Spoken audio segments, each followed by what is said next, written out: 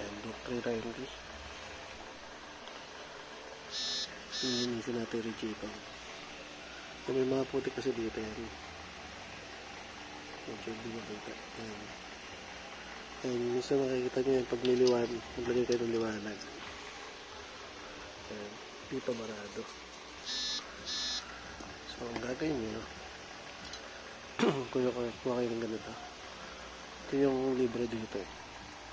Sarap. Ayan, ito yan. Ayan, pakita ko sa inyo yung buo. Kung walang bara, papasok yan. Tapos yung barado, ayan, lalaro-laroin nyo lang. Tapos lumubog yan. Napakinggan nyo. Ayan, pasok na siya. Lalaro-laroin nyo lang siya. Pero basahin nyo na muna. Babad nyo sa tubig. Sabunin nyo. Ayan, tulad nyo ito. Ayan, pasok na siya.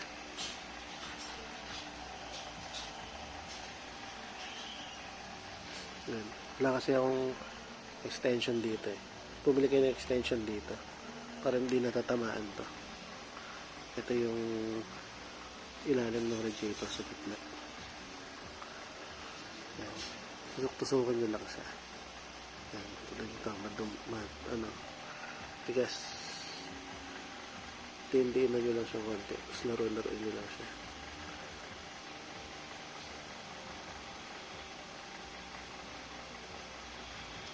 Ayan.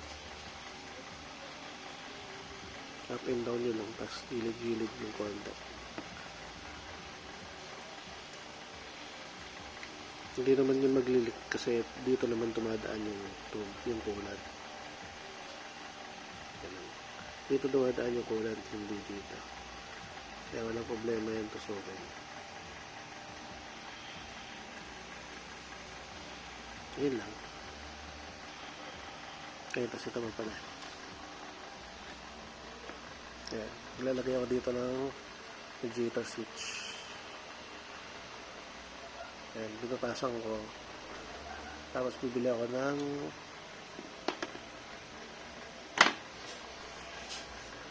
ito, temperature switch.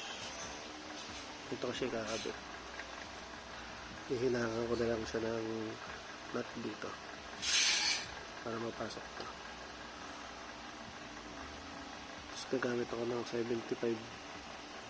Pero ito kasi sukatan ko lang ito. Wala pa kasi sa Shopee kasi siya 75 degrees, 85 kasi yung stock. Yung stock kasi ng ganito doon nakakabit, doon nakabase sa black. Kaya sobra init dito sa radiator. Kaya gagawin ko 75 muna. Kung masyado nang malamig yung makina, doon ako mag-85. Ayan. Recommended naman ng iba yung pag tropical area less 10 degrees sa sensor. Yung mga original kasi talaga, yung mga Japan, dito talaga nakalagay yun sa mga tropical area.